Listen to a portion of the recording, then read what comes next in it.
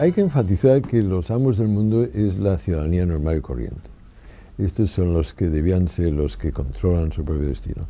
Pero es que las instituciones las han robado. En ese aspecto, hoy la gran influencia del capital financiero en las decisiones políticas es tal que está mermando esa democracia. Y desde ese punto de vista, el objetivo nuestro es mostrar que a la gente lo que ocurre, pero también a la vez indicarle que tienen los instrumentos para cambiar esa situación. Y los amos del mundo es el capital financiero. ¿Qué quiere decir esto? Pues la banca, las compañías de seguros, los fondos de inversiones de alto riesgo, o sea, la gente que maneja el dinero. La banca, lo que a nivel corriente se diría la banca.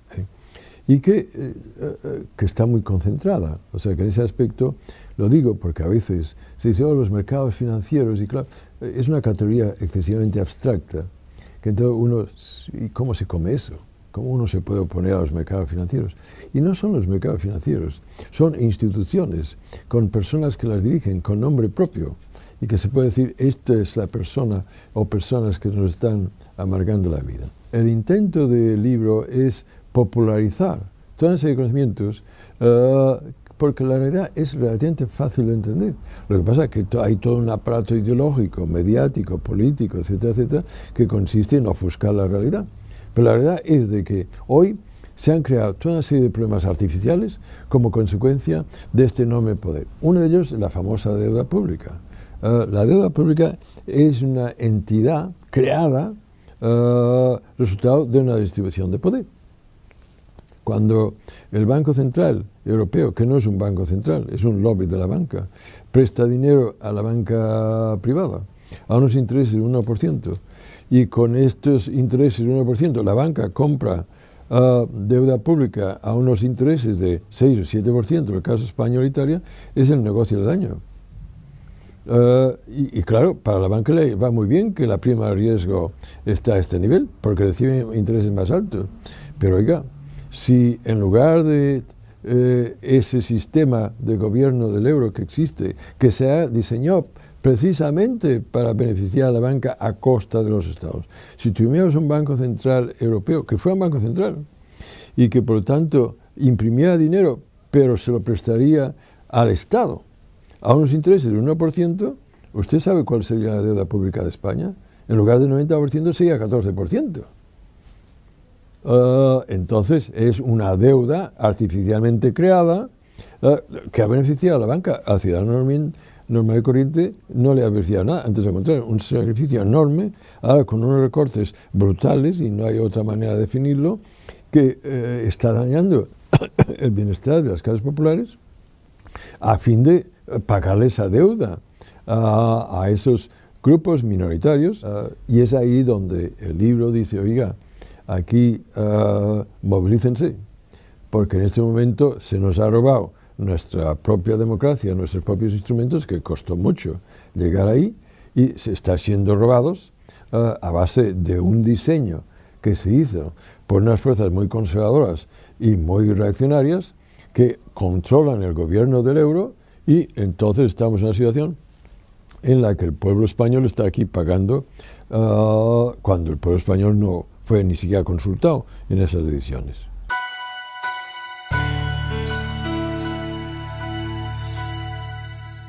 No, en absoluto, al contrario. O sea, que en ese aspecto, esa deuda es inmoral. Se ha creado en bases a un engaño. O sea, que desde el punto de vista, ya no estoy hablando, en el caso de Grecia, que gran parte de esta deuda se adquirió durante la dictadura, y por tanto no tienen por qué una ciudadanía en un sistema democrático pagar esa deuda. Además, incentivada, estimulada por la banca alemana. Ya. No, pero es que aquí tampoco tenemos que pagar esa deuda, porque ha sido una deuda artificialmente inflada. ¿Por qué tenemos que pagar unos intereses 6 o 7%? Cuando si es un banco central que es una autoridad pública, ¿por qué ese banco central da un dinero a esos intereses bajos a la banca privada y no al Estado? Si, oiga, usted es una autoridad pública. Si en lugar de hacer lo que han hecho, prestan ese dinero al Estado, como debía hacer un banco central, pues mire usted, estaríamos solo con un 14% del PIB en deuda pública. O sea que en absoluto debe pagarse.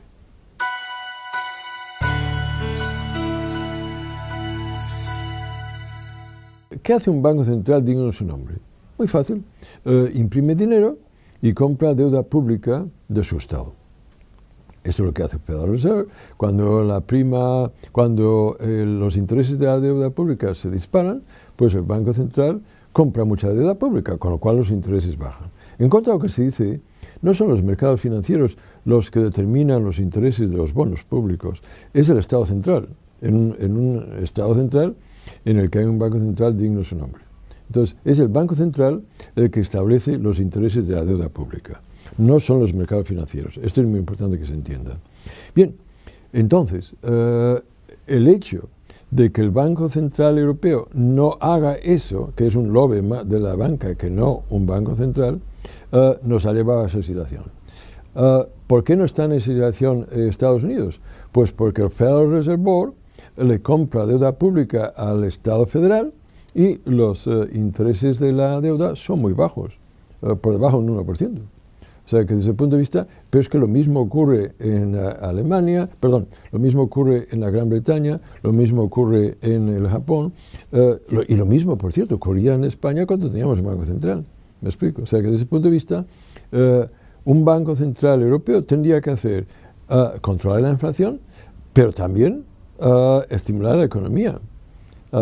Y en ese balance es lo que un Banco Central supedita sus políticas monetarias y fiscales. Aquí no, aquí es solo control de la inflación.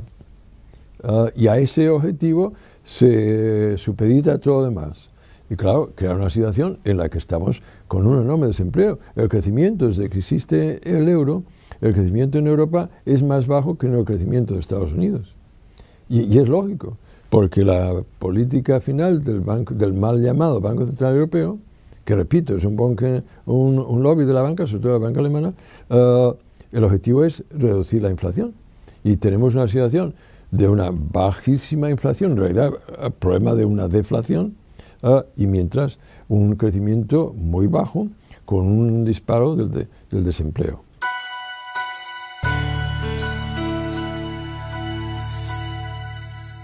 Y crecerán más. Es que las políticas actuales son un suicidio.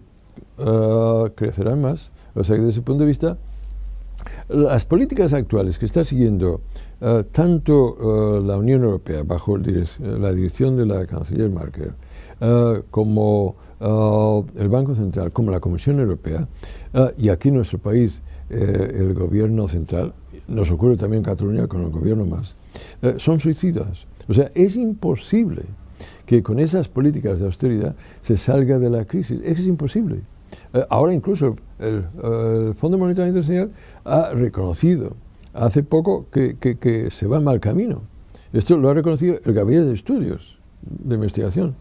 El Fondo Monetario Internacional todavía insiste en la austeridad. Oiga, sus propios investigadores le dicen que esto es contraproducente. Óiganlos. Algunos otros lo hemos estado diciendo desde hace muchos años. O sea, que en ese aspecto eso tiene que entenderse, que las políticas actuales que está siguiendo a cabo tanto el gobierno español como el marco de gobierno del euro en Europa son un suicidio económico, es la nota de suicidio más larga que hay hoy en el mundo.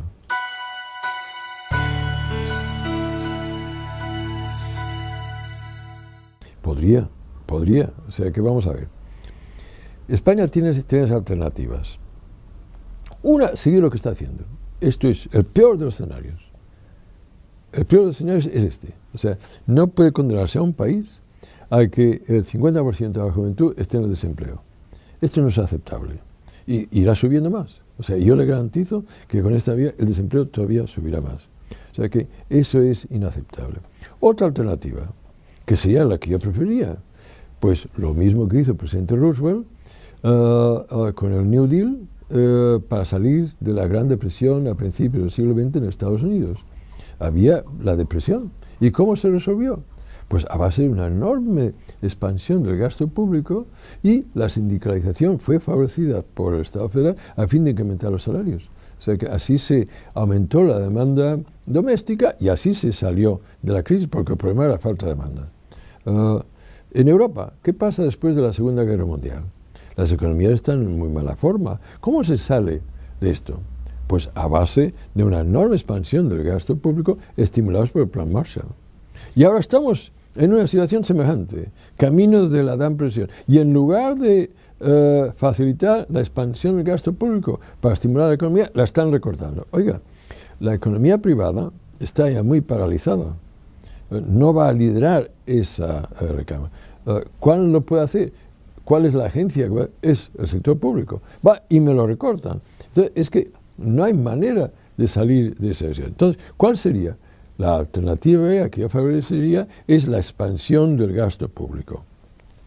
Y esto puede y debe hacerse, porque incluso dentro del contexto de Europa, esto es factible. O sea que en ese aspecto hay cambios fiscales que podrían generar suficientes recursos para crear ocupación. Y esto es fundamental, porque el problema mayor que tiene la economía española es la falta de demanda. Y que el desempleo está contribuyendo a este problema de falta de demanda. Entonces, desde el punto de vista, existe el potencial de riqueza en el país para conseguir mayores ingresos al Estado. El Estado español es un Estado pobre. Los ingresos al Estado son de los más bajos de la Unión Europea. Es un Estado con escasa conciencia social. El gasto público social por habitante es de los más bajos de Europa. Es un Estado muy poco redistributivo.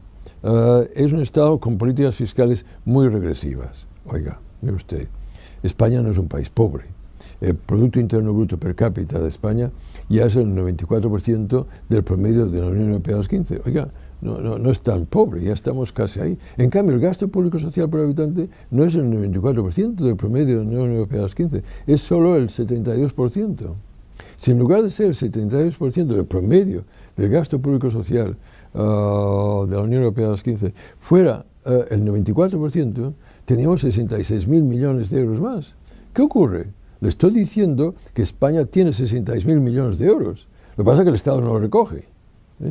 Entonces, vayamos política por política, cuestionando esa imagen de que no hay alternativas. Claro que las hay. Miren ustedes, ¿por qué el gobierno Zapatero congela las pensiones para conseguir 1.200 millones de euros?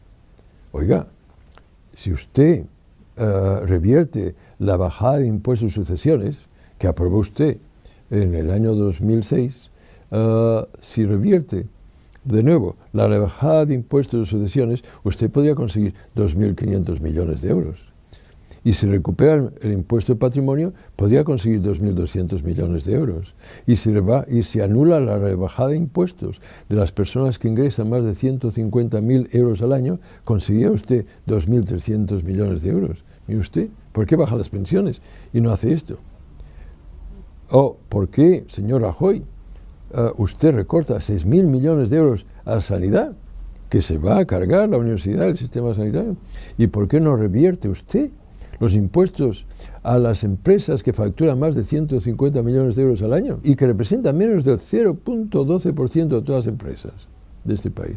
¿Por qué usted no revierte la rebajada de impuestos que le he sido y con ello consigo 5.600 millones de euros? Oiga, ¿por qué usted, señor Rajoy, recorta 600 millones de euros para el servicio de dependencia? ¿Y por qué no anula los subsidios a la Iglesia Católica para dar clases de religión católica en las escuelas públicas? 600 millones, ¿me explico? O sea que hay que romper con esa imagen de que no hay alternativas. Claro que está. Yo me paso 48 horas al día mirando presupuestos. Claro que las hay. ¿Por qué hace eso y no lo otro? Pues porque las pensiones afectan a los pensionistas, sanidad afecta a las clases populares, que tienen mucha menos influencia sobre el Estado que no a aquellos grupos a los cuales se les tenía que haber aumentado los impuestos. Y estoy incluso hablando de revertir la bajada de impuestos. Porque claro, en la reforma fiscal del 2006 se hizo un enorme agujero fiscal de 20.000 millones de euros debido a aquellas rebajadas. Pues oiga, pues anule esas rebajadas. Solo anulando estas rebajadas, 20.000 millones. ¿Me explico? O sea que el argumento de que no hay alternativas es falso. Y el argumento de que no es sostenible el estado de bienestar, que está por encima de nuestras posibilidades, es una frivolidad. Claro que sí, que tenemos el dinero, lo que pasa es que el Estado no lo recoge, o bien porque representan a estos intereses, o es porque tienen temor a enfrentarse con ellos.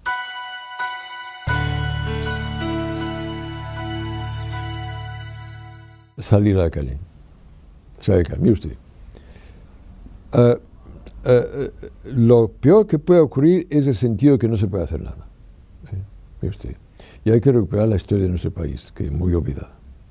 Franco murió en la cama, pero la dictadura murió en la calle. Del año 1974 a 1978, España tenía el mayor número de agitación social que se ha conocido en Europa, liderada por el movimiento obrero. ¿Me explico? Mire usted, independientemente de que usted esté de acuerdo o no, pero el hecho de que 1,5 millones de catalanes se salió a la calle ha tenido un impacto enorme en España. Oiga, si el día de la huelga general hay 8 millones de españoles en las calles, tiene impacto, le aseguro yo. ¿Me explico? No me negará que el 1,5 millones de catalanes ha tenido un enorme impacto en España. Pues mire, puede tener el mismo impacto si se dobla este número. ¿Lo ve? Muy bien. Pues vayan a la huelga general.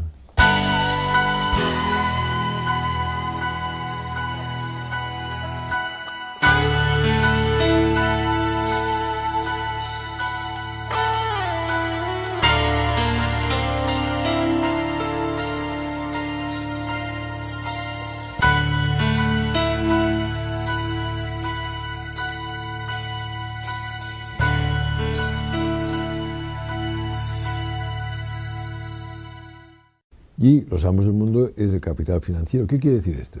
Pues la banca, las compañías de seguros, los fondos de inversiones de alto riesgo, o sea, la gente que maneja el dinero. La banca, lo que a nivel corriente se diría la banca.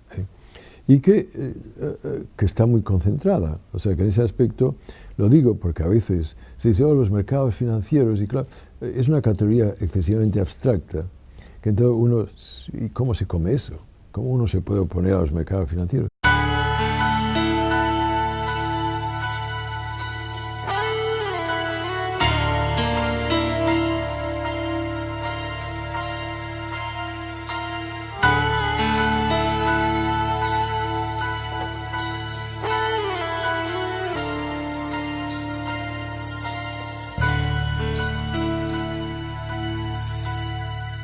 Hay que enfatizar que los amos del mundo es la ciudadanía normal y corriente.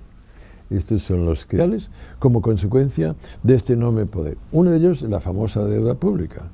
La deuda pública es una entidad creada resultado de una distribución de poder. Cuando el Banco Central Europeo, que no es un banco central, es un lobby de la banca, presta dinero a la banca privada a unos intereses del 1%, y con estos intereses del 1%, la banca compra deuda pública a unos intereses de 6 o 7%, debían ser los que controlan su propio destino. Pero es que las instituciones las han robado. En ese aspecto, hoy la gran influencia del capital financiero en las decisiones políticas es tal que está mermando esa democracia. Y desde ese punto de vista, el objetivo nuestro es mostrar que a la gente lo que ocurre, pero también a la vez indicarle que tiene los instrumentos para cambiar esa situación. Y no son los mercados financieros, son instituciones con personas que las dirigen con nombre propio y que se puede decir, esta es la persona o personas que nos están amargando la vida. El intento del libro es popularizar toda una serie de conocimientos porque la realidad es relativamente fácil de entender. Lo que pasa es que hay todo un aparato ideológico, mediático, político, etcétera, etcétera, que consiste en ofuscar la realidad. Pero la realidad es de que hoy se han creado toda una serie de problemas artificiales